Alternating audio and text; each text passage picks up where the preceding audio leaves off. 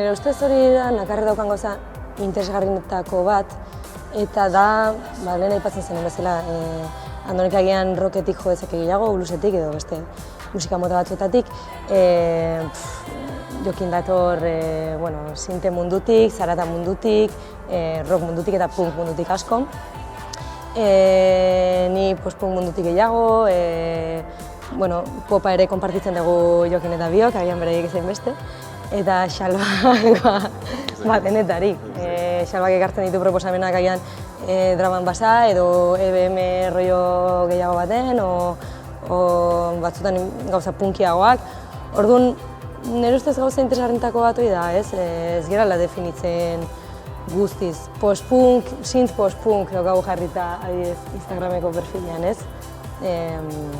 Post-punk.